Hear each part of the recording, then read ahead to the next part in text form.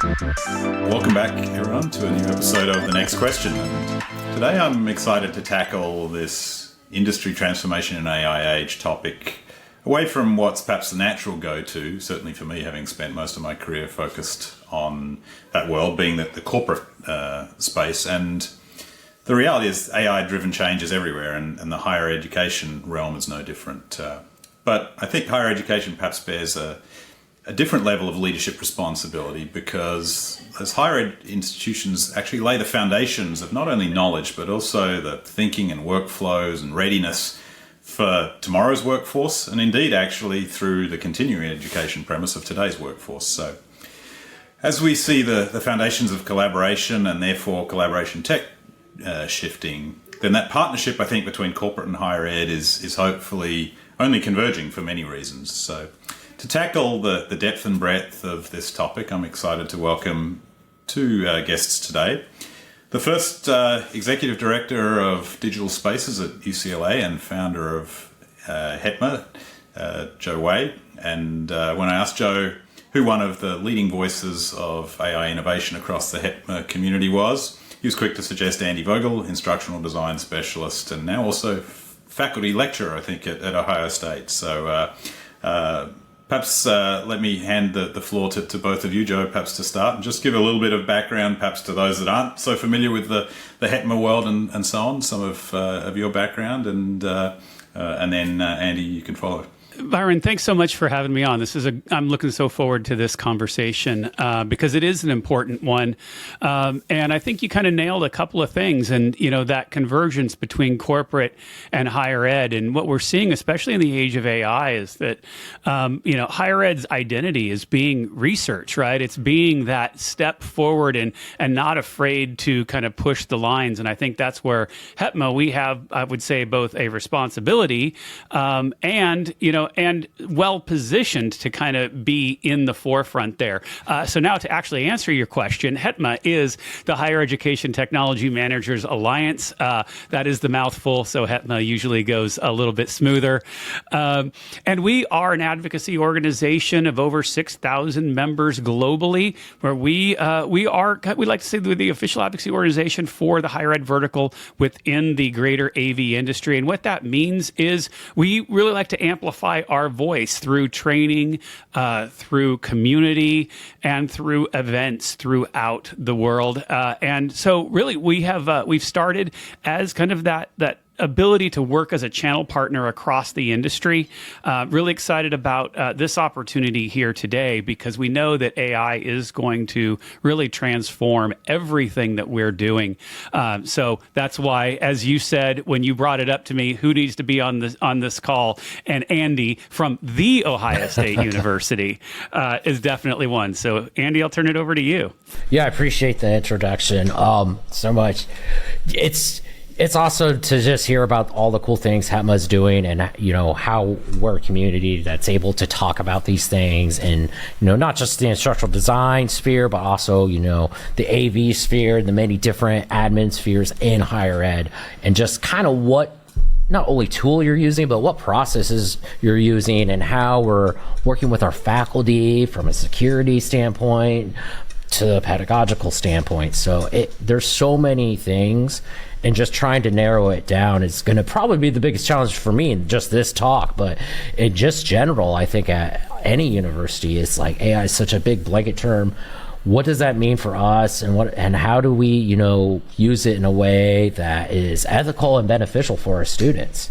Well, I think, look, that community proposition is perhaps a great place to start, and maybe back to you, Joe, but perhaps talking in terms of the dual hats you wear in your HETMA leadership, but also in your UCLA role and so on. Talk a little bit about what that sort of community proposition of, which I think is probably stronger in the educational community than it often is in the corporate space, of a willingness to share knowledge and so on. But talk about what that moment of, amid all the change that we have at the moment, all the uncertainty at the moment, what that community proposition means, and perhaps I'll then let you introduce, perhaps the alignment that we're trying to create between HETMA and NEXXT at the moment to help foster some of that as well.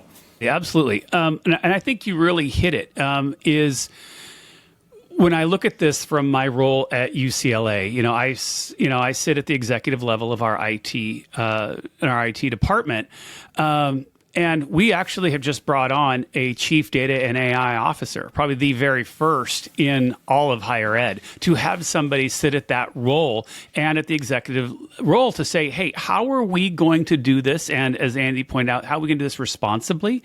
How are we going to be able to bring this in both for the faculty, the students, who we know that the students, as they go on to the next kind of phase of their lives, they're in an AI world. But really, we have to look at this ethically. We have to look at this to say, how are we as an institution going to incorporate it, whether it be in our day-to-day work, or how are we going to do it for research? What does it mean? Can we be a guiding part of research, which we have, and bringing up having that chief AI officer allows us to create strategic partnerships with Gemini's and OpenAI and Copilot, and to be able to actually be research partners with them as they roll it out for everybody else. So it's really exciting, and to have a CIO in our department that says, and she has said, we are going to use AI. This is not a should we, shouldn't we. We are. So let's figure out how to do it right, because as a leading R1 institution, we do have that responsibility and opportunity. And then go into what you said, like why, this partnership between NEXXT and HETMA, which everyone can go to Higher Ed AV, see the press release, look at all the newsletters. You'll see all the press release out there that we have put out.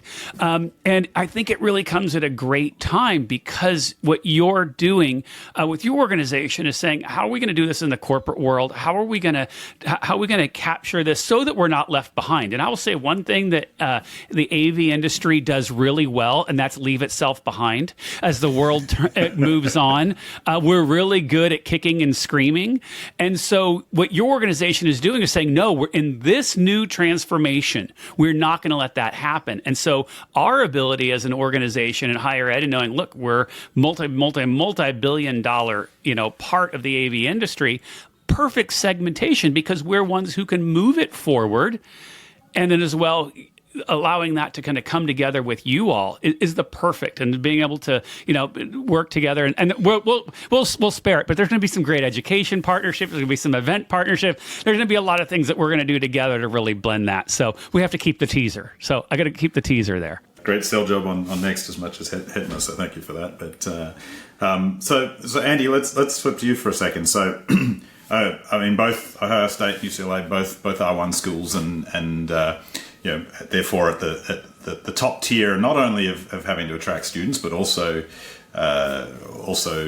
support, financial support from donors and so on. And so, look, no different to most corporate organizations who are trying to tell a story of confidence, of leadership and so on. Tell me a little bit about what that means in terms of the mandate that you're getting, this sort of reinvention of pedagogy generally in terms of the way we learn and so on. So what's that changing landscape in the higher ed picture, and how is that flowing down to the mandate that you have to lead, I guess, within that really important story of what we are as a school and how we work? The first thing I've noticed that has been so just refreshing and helpful is that what Joe was saying with their direction, it's all aboard, and we're going to do this together. And that has been such a refreshing and helpful thing to hear from our provost, and hearing that kind of come down with, we have 6 learning objectives of AI, and these are resources you can go and, here's some teaching endorsements for faculty, and we incentivize them. Here's these on, campus workshops for students. And that's been helpful there, but it's really helpful with the message and being consistent about it. We're trying to have AI fluency. So whether you don't want to use it, that's okay. But we're going to show you the tools and show you what to look for, how to analyze it, best practices. Even if you don't want to use it, you can still advocate or show people proper use.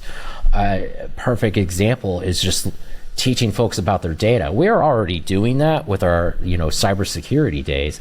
Now we're just adding in, the AI layer, like making sure you're using our vetted systems and, retaining, grades and other data that's very secure and precious. We want to make sure that's not out and being trained on other, vendors. So we're teaching folks best practices with this emerging technology. There's going to be bumps and things along the road, of course, but it's been really awesome to see so I teach our bookends courses, which is a requirement for all OSU students. So they take a launch and a reflection freshman and senior year. Well, the transfer students don't get that option, so they're in the connections. So that's the section I teach. And we're now having an AI module in all these courses, and it's for the students to just kind of go through and see what the OSU portfolio is, but also see the greater high level view of this is the development of a large language model. This is how you can use it either from a creative standpoint. This is how you can use it from a work standpoint. And here's the concerns with data consumption and other energy. We have that literature in there too. So, we're very transparent, and we're really trying to push the narrative of having to be open and flexible. One of the biggest achievements I think recently is we've been able to have other vendors work with us on campus because of AI. And OSU, I make a joke, and Joe will get this. It's before you adopt something, you have to have a committee for a committee, and AI has kind of broken down that thing. And so it's because the leadership recognizes we got to get in front of this and make sure our folks have access to it so they can better understand it and use it. And so students graduate whichever degree and major they're from, they're going to have a foundation in AI. Love that. Lots of great messages in there, from speed of change to, look, AI touches everything, so you don't have to be just applying it to a specific thing. Understand that broad context and make your decisions in whatever the focus is, and so on. And that, again, is really part of that foundation of an educational institution's mandate, not to just focus on the narrow, but also to provide breadth of perspective as well. Before we jump in, I want to get into sort of practical realities, but there's a story that I loved that you told me the other day, Joe, about where the CAIO came from. This is not just someone coming out of the IT industry. So perhaps you can just give a bit of background to who indeed the CAIO is of UCLA and what that means. So he came from this little company, government company called NASA, and that was his role there. Ironically, also overseeing under him and in his role had the AV for NASA underneath him as well. So he and I actually collaborate well in kind of speaking that language, right? I can use him as a source, as a resource for, what kind of cool things do y'all do, when you're throwing Mars rovers up there and stuff, how are you going to, how can you integrate these? But also it gives us that opportunity to really think, I want to say, universally, literally, and not just from our small silo of a school, right? Because we do have that impact and that ability to do that. Love that story. I mean, making the impossible possible through collaboration goes all the way back to the foundings of NASA, of Land a Man on the Moon, and so on. But I wasn't aware that story that he was tied to AV as well. And I guess let's use that as the excuse to shift into practical reality of what is it that this AV and collaboration space actually means in an AI context. And so what are the practical realities in educational institutions who are having to sort of reinvent themselves just as everyone else is. So to whether you're HETMA peers or whether to lessons learned to the broader community. Well, let's start with the role of what each of you play as a technology manager and the shift in importance of that collaborative process and so on. What are your organizational mandates doing in shifting the sands underneath you that you're having to respond to in this moment? biggest thing for us, and especially College of Engineering, is looking at assessments, the future of assessments. What does it mean, in terms of, are we going to be doing multiple exam open book? Probably not. Even if you have complex formulas, we're looking at developing completely new proctored labs with a kind of a hybrid approach of having human and machine learning proctors on devices, exploring that sort of thing. But we're also talking too about, well, do we need to have everything be a multiple choice exam? And for those big lectures of 100+ students, that's the most feasible thing at the moment. But is there another way that we can do this? Is there a way we can break up that class a little bit and almost do a flipped learning approach? So there's no silver bullet. We're kind of just working through that. It's a culture thing for sure. I know a lot of folks have a lot of different ideas, and we're trying to just kind of hear folks and see what works and what doesn't, because it's not feasible to just keep sending folks, to, we call it COAM, but our academic judiciaries. If everyone's using AI and we don't have the level set of what's permitted use, like fair use, then, we're in a little bit of trouble. So it's building culture in each department and finding out those, assessments, and how does industry want to respond to our folks coming out? Because, of course, we don't want to have folks acing tests and, they get to industry and it's a different question. So. Yeah, but in reverse, once you get out, we want you to work faster. We want you to collaborate with AI. We want you to be efficient. And so finding that preparation balance, I think, is a great point. That is that shift from, did I just know the answer? Did I know how to ask the question? Joe, perhaps any thoughts from you? Yeah, lots of thoughts. So I look at this, when you say the changing role of the tech manager, because again, I literally have a changing role. Because I sit at the executive level, right? I have the directors and all of that for AV and our live events that all report to me, right? So I'm a little bit now out of the weeds, we should say. I'm out of the day-to-day. So that means I have to look at things strategically, right? I look at things as to going, I am an enabler, I'm a door opener, and I'm a blocker. That's my job, right? Block so my team can get the work done that they need, but go get the resources they need and open the doors so they can, right? That's literally what I'm paid for every day to do. So what that means in terms of like AI is, can I make sure, get the tools that they need so that when they're doing their jobs, how can they do it better? Like you just said, when you go into industry and you get the students graduate, they are going to be expected, to understand AI, understand how to get more out of that 9 to 5, right? To be more effective. But I also have that same responsibility for my staff as well.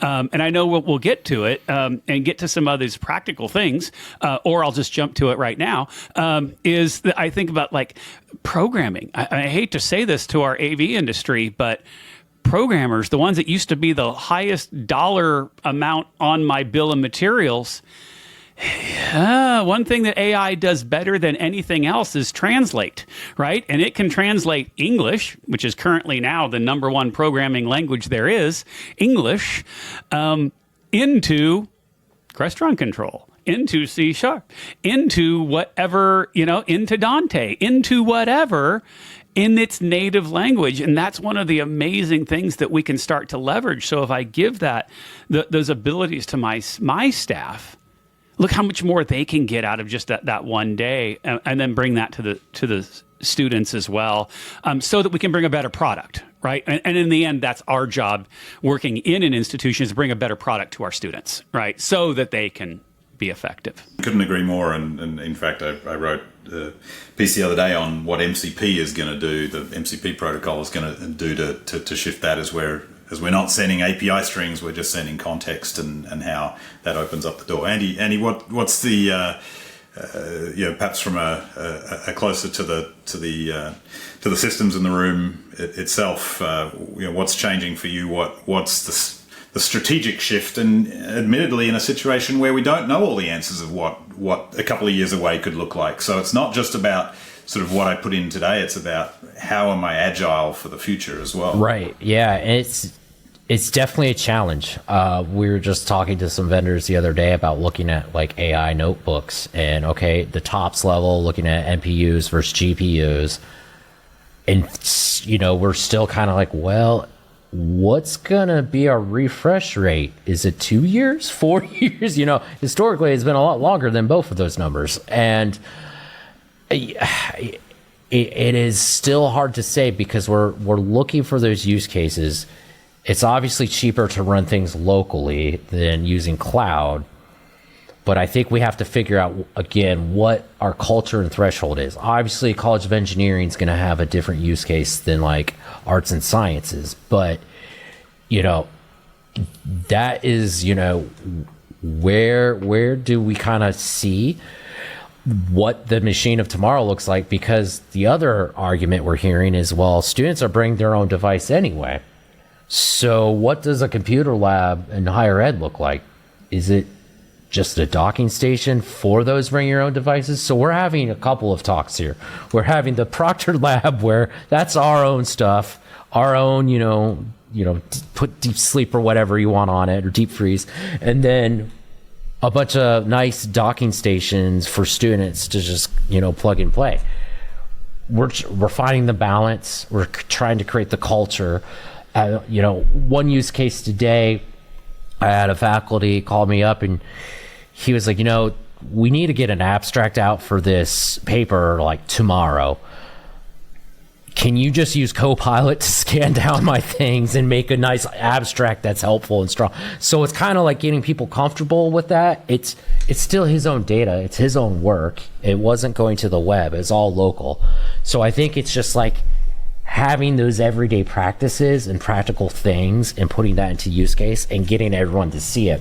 So when you say something, hey, we're going to take out all these computers and do monitors, it's not a huge, culture shift or shock. It's something that we're getting used to and we see the practical use. Yeah, Andy, I want to go right on top of what you were saying there too, because I think you make a good point with one way we're using it, and I've seen, faculty use this as well, is allowing AI to synthesize original idea for multiple audiences, right? Because that is real life, right? Especially like take the middle manager, right? The middle manager is usually they're having to talk to executives and they're having to talk to staff underneath them. So to be able to say, XYZ in AV, right? And to say, take this is my idea, my principle. Now give it to me in a way that my CFO will understand this. And then give this to me in a way that my field tech will understand this, right? And what it means to them. And I'll tell you, and that's a skill that I think, especially in middle management, is probably one of the hardest things to do, right? Is to be able to speak in multiple, at multiple levels. And that's where AI is great at. So I want to sort of piggyback on that because I had a similar conversation with someone in the corporate space and we were sort of debating why is it that the AV industry is slow to move and so on. And one of the sort of arguments that we came up with is we just haven't been good at being able to articulate our value up the line to those senior management resources and so on as well. So just an interesting concept to say, well, maybe part of our issue to elevate to those more strategic propositions is we just have to be better at articulating that. And maybe AI is part of the answer to be taking an industry that's been used to speeds and feeds and actually being able to translate itself into more strategic propositions and so on as well. But Joe, when we were talking the other day, I guess I wanted you to tap into two things. One was we talked about just because you've put AI on a box in the last couple of days doesn't mean that it could be technology of camera tracking that's been around for years and so on. And so we, as a techie industry, we tend to get into the speeds and feeds features that we don't necessarily always add value to. So perhaps talk about where you sit there, but I want you to translate that to a story you told me about you betting on Zoom in 2018 before COVID arrived. And those are the big bets that I guess resources like you are being asked to think about and in some instances take at this point to say, it's not about today, it's about where we're going tomorrow and what are those inspirations that are leading me to make a bet on a decision that could be transformational and indeed was in that case of Zoom for you. Yeah. Okay, there's a lot to unpack there.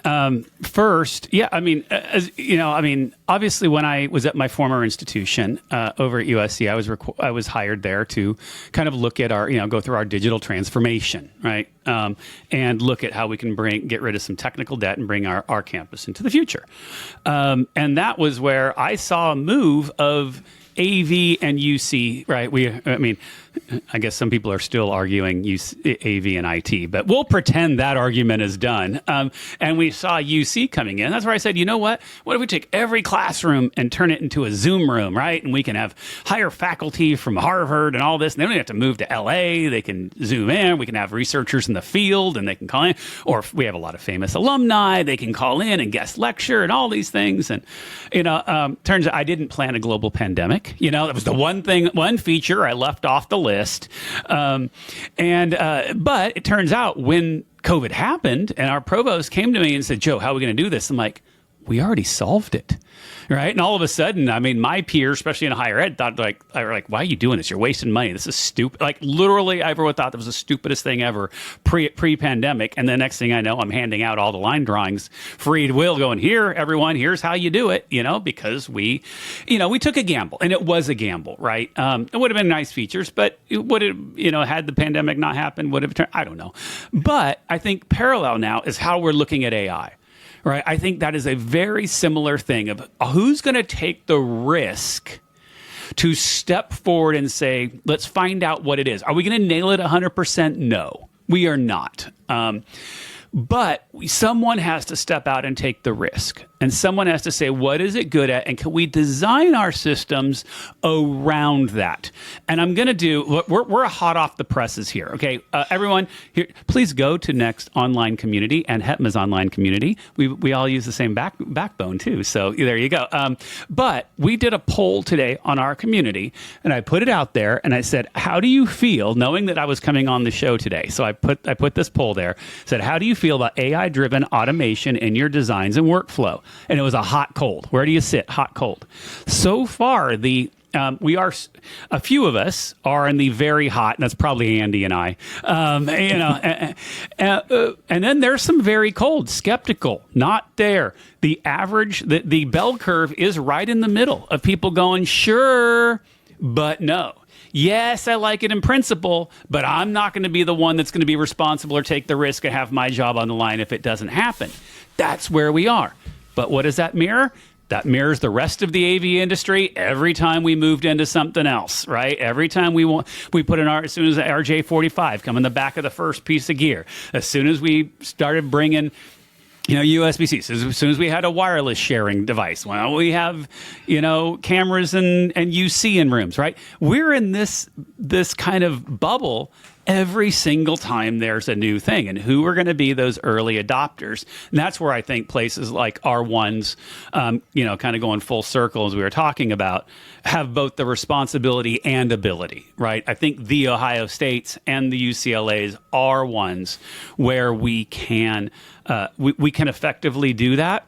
And having institutions, I will say, are more aligned. And maybe Andy, here, Byron, I'm going to steal your show because I do want to ask Andy a question here.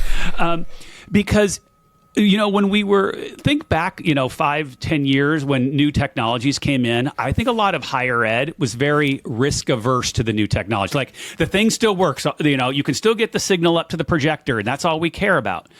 But AI seems different. It seems from the top levels of the university, at least for us, I don't know about, non-R1s, there seems to be we got to be on top of this one. And that's rare. I have not seen that. Yeah. Are you seeing the same thing? Yeah, absolutely. So the fact that we have Google on campus, this is not a promotion for Google, but it's just like historically, we have not been able to use them. We're a Microsoft campus. And because of their AI tools, we invested all in. We're going to have them both side by side. Stuff like that doesn't happen. We're talking like a few months that spiraled up. Like in August was like the kickoff they had. That doesn't happen. There's a committee for for things like that. But our provost even said, we're not doing that. We our board and the president, Everyone's on the same, page. We got a new CIO. Everyone's on the name page, and they're like together, like, no, this is what we need to do. We see, the needs for this, for the local communities, for our students, and it's great. I mean, I'm hoping that helps with other processes, because Joe and I are both public universities also, so we're very transparent with how we do things, and that goes through a lot of, I like to say scarlet tape, but red tape. And, I'm hoping it aids with those processes to make them more effective, because we're seeing how successful we can be adopting this, and it's still secure and things are great, right? Well, I think there were two elements in there that sort of inspired. One, I think there's never been a better time to at least be able to go and have the discussion, to push the discussion up the line, because everyone's aware that the sands are shifting. And so if we were ever going to have a discussion about changing strategy and approach and so on, now would be the time to do it. And so then I think that sort of opportunity to experiment is just becoming a very foundational piece of what we do now, where before we might have been told to be risk averse. Now I think that mandate, at least for the early adopters and so on, is being pushed to say, no, a portion of your time has to be about experimentation. As I often say, take the time you're saving over here using AI to go and actually just reinvest that in experimentation. And I think that's a new shift for us all, to have to sort of not just go do more doing because we saved a bit of time, but really reinvest that time that we're saving. So I want to sort of, as we start to wind down here, let's talk about those future hopes, whether that's at an institutional level narrowly and what you're doing to change pedagogy and enable some of those shifts and so on, but perhaps let's look more broadly at that mandate that I kind of started with, of the opportunity of institutions to play a role in, frankly, teaching some of those foundations of experimentation and research and so on, all the things that we're actually not really very good, if you go look at our industry narrowly, at doing that. I guess I have this vision of things like hackathons and labs that are so sort of linked to the educational community. So perhaps some closing thoughts from both of you of what you hope the next couple of years looks like, and the leadership role that you hope you can play individually, even in enabling some of that transition and change that I think is so opportunistic, yet so fuzzy and messy as to how we might get to.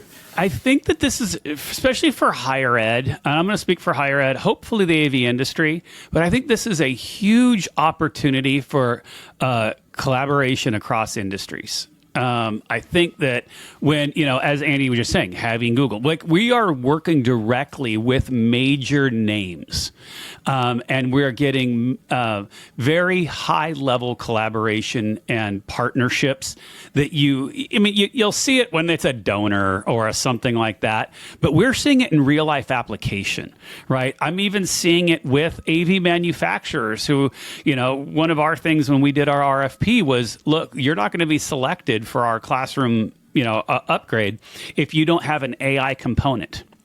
And what that means, and or work with us toward one, right? Because again, not everybody does, and just renaming camera tracking to AI does not mean, what you were selling me a decade ago does not mean you just have AI, okay? Just because you change the label on the box. But I think so.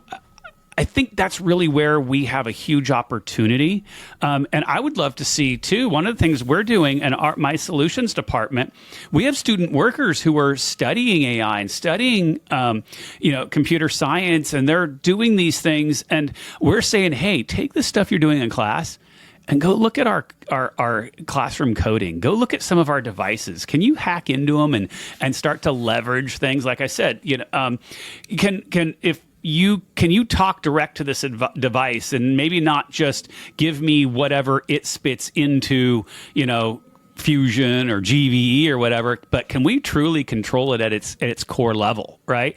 And start digging into these, and let's reach out to the manufacturers and start showing them some of these things. And I think that's where higher ed is specifically well leveraged and anchored for the future. And maybe we can actually influence the AV industry itself, not being second, not have them bring us the product and then go, okay, it works or doesn't. Maybe we can send something to them and go, this is what you can integrate, and we all be better.